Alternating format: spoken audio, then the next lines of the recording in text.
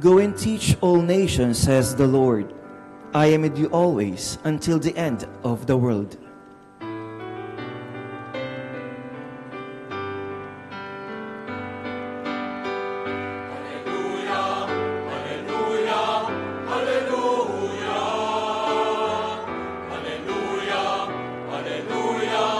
Hallelujah, hallelujah, hallelujah, hallelujah,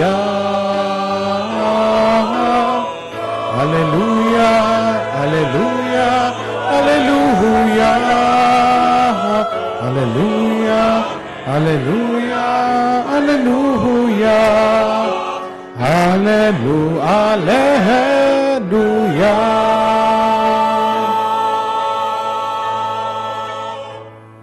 The Lord be with you. And with your spirit. A reading from the Holy Gospel according to Saint Luke. Glory to you, O Lord.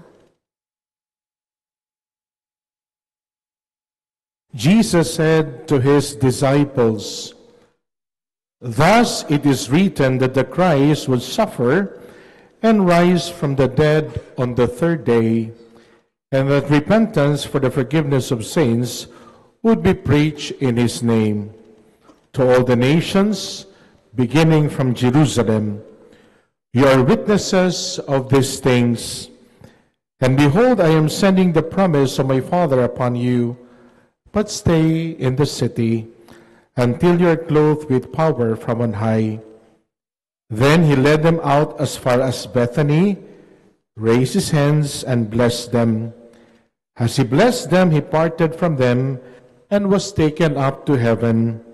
They did him homage, and then returned to Jerusalem with great joy, and they were continually in the temple praising God.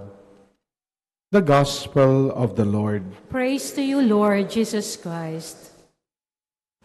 Sumainyo ang kapayapaan. Palakpakan natin ang Diyos na buhay.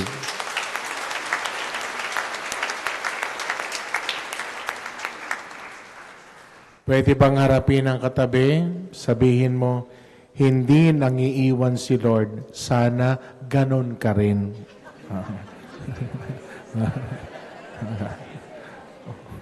Ulitin nyo. Sana ganon ka rin. Say it. Sana ganon ka rin. Monsignor, pakiabot nga sa akin yung bag na yan, no? Thank you, Monsignor.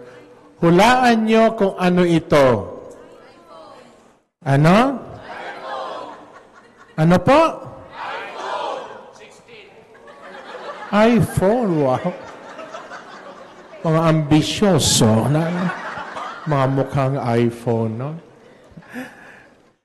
Alam niyo, I'm so blessed having a lot of friends. Papakilala ko sa inyo, bubuksan ko ang laman na gusto makita, yes or no? Yes. Mga chismoso talaga kayo, no? Papel.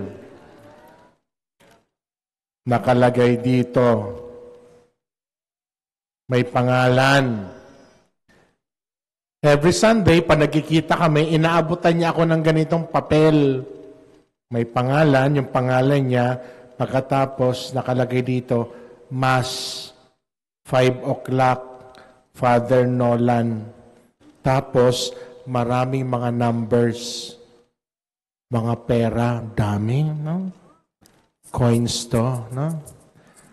Ang nagbibigay nito sa akin ay ang special kong kaibigan. Okay lang tawagin ko siya Mommy, Daddy? Okay lang? Siyempre, kinakailangan pag tinawag ko siya, tatayo siya, kasama si Mommy, si Daddy, at si Kuya. Okay lang, Mommy? Gusto ko, Mommy, mag-thumbs up ka muna. Mommy, thumbs up. Yan. Itong kaibigan ko ay si Claire. Claire, please stand para makita ka nila. Yan, kaibigan ko si Claire. Ayan. Love na love ko yan.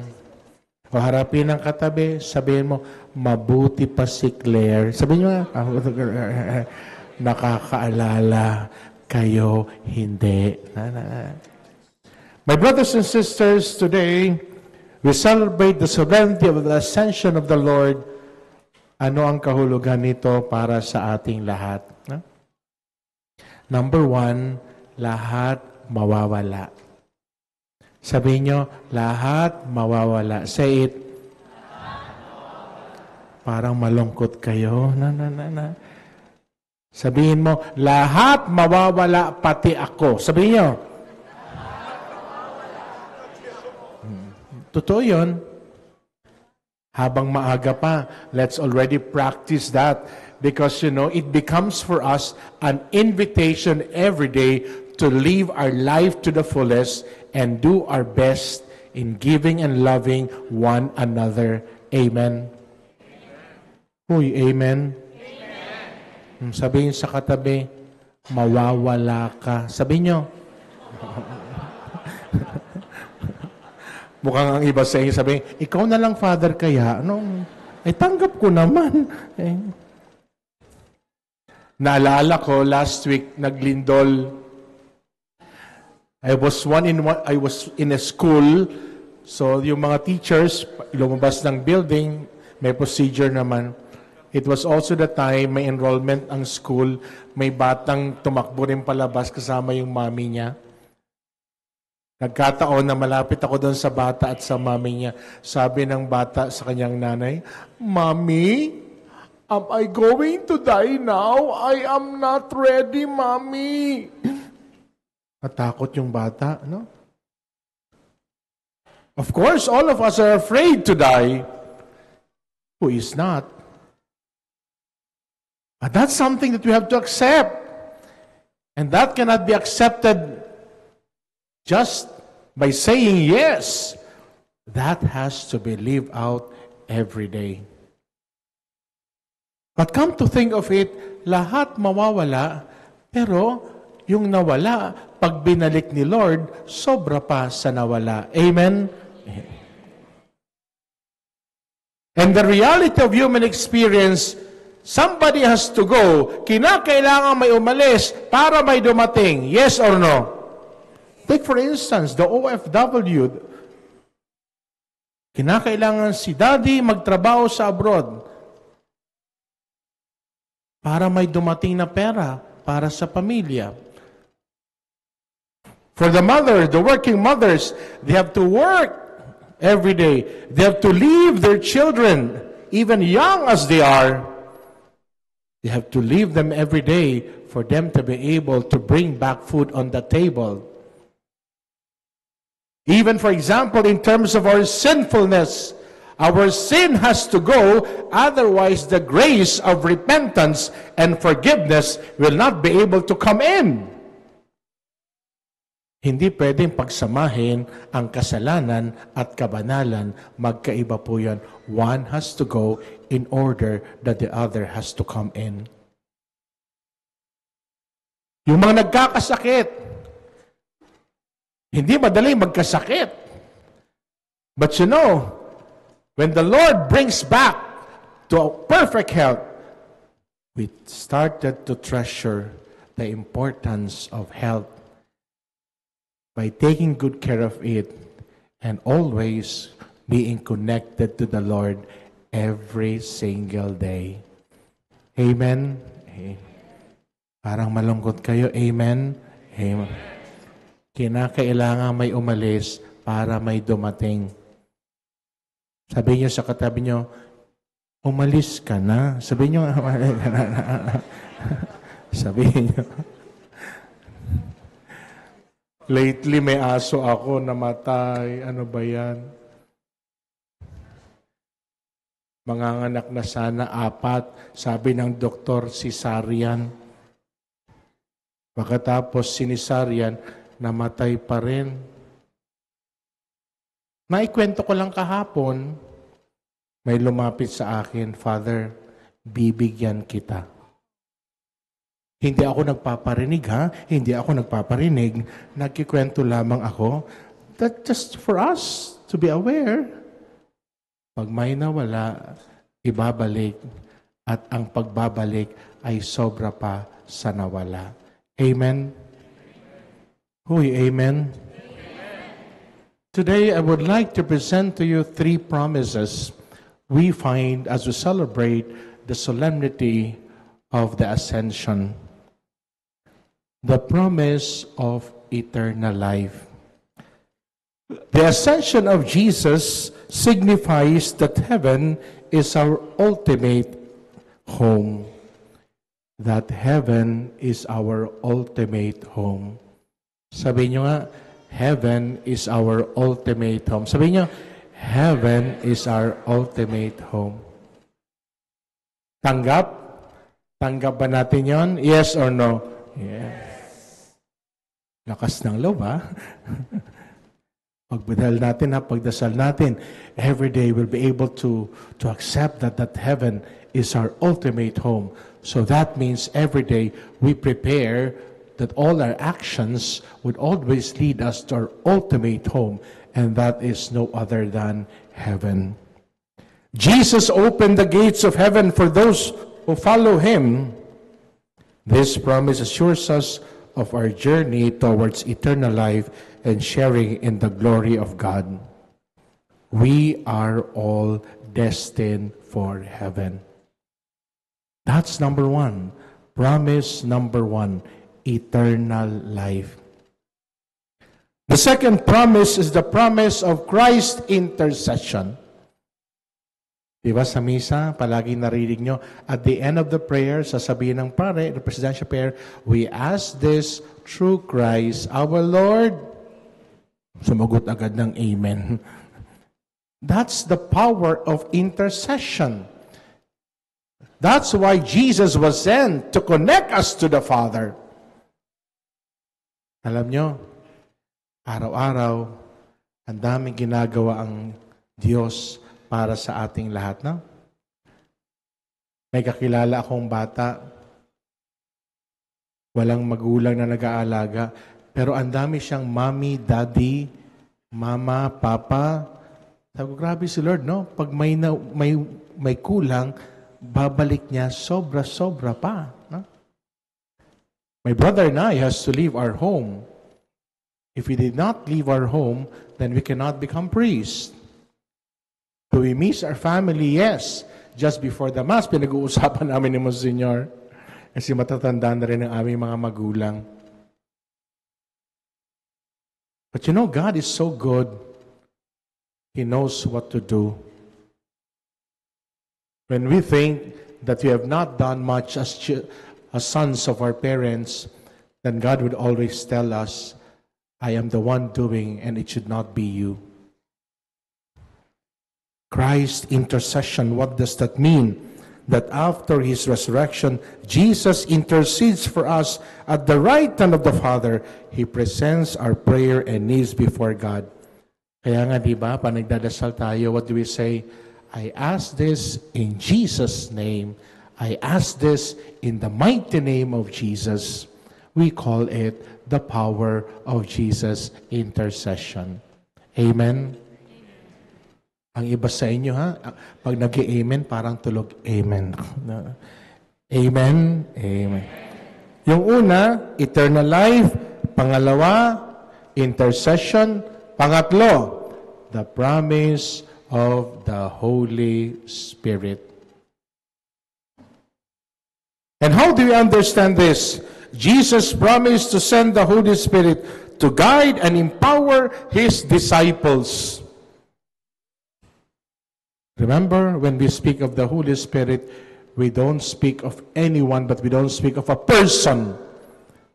God the Father, God the Son, and God the Holy Spirit. We speak of the person of the Holy Spirit. And what would be the role of the Holy Spirit?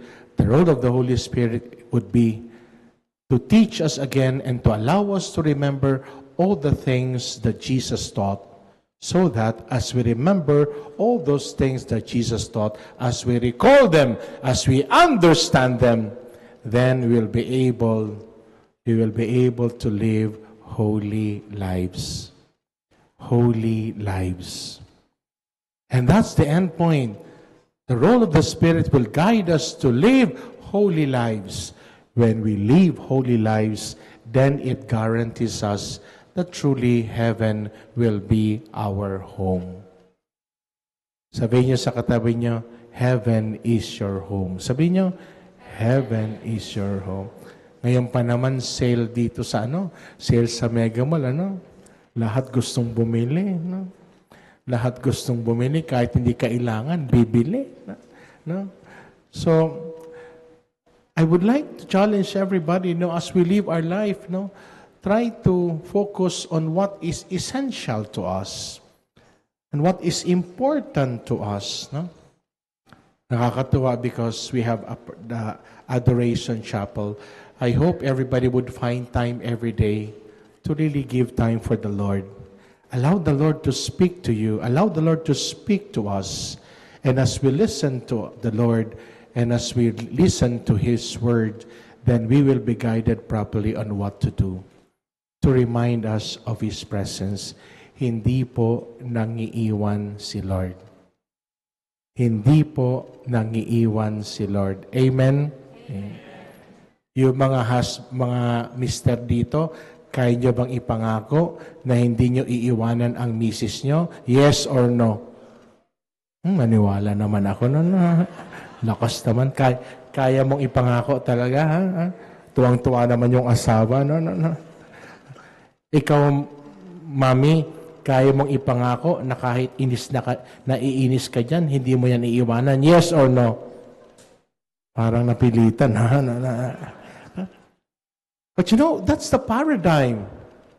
For example, as I live my priesthood, as Monsieur Noli lives out our priesthood, it's not an easy life. But it does not mean that when things are not easy, then we give up and leave our priesthood. Because you always remember that commitment of the Lord for us, to remain with us, to stay with us, even as He sent to us the Holy Spirit. Amen? Tatlong promise to, the promise of eternal life, the promise of intercession, and the promise of the Holy Spirit. Ano naman kaya ang pwede mong i-promise? As we celebrate today the solemnity of the Ascension, ano kaya ang promise mo rin? Sabihin niyo sa katabi niyo, ano kaya ang promise mo rin? Sabihin niyo, ano kaya? Sagot mo, hindi ko alam. No? It's high time now, I hope, and I challenge everyone that before you close your eyes tonight, bago kayo matulog, remember the word promise. And this is very important as we celebrate the solemnity of the Ascension. If we have received different promises today from the Lord, then what is our promise in return to the Lord? Yung mga mag-asawa, what is your promise to the Lord? Yung mga magulang, what is your promise to the Lord? Yung mga anak, what is your promise to the Lord? And as a Christian community here in the Chapel of the Eucharistic Lord, what is also our promise to the Lord? We will not be able to say that, sayang yung pagdiriwang ng pag-akyat ni Jesus sa langit. Today, as we celebrate this Mass, we really thank the Lord. We really appreciate His love for us, His commitment to stay and remain with us forever. Amen? Amen. Sabihin niyo sa katabi niyo, hindi kita iiwan. Sabihin niyo, para nagbobolahan lang kayo, ha? So, ganun dapat, walang iwanan. Ganon ang mensahe. The Lord stays no matter what, in season and even out of season. Amen. Please stand.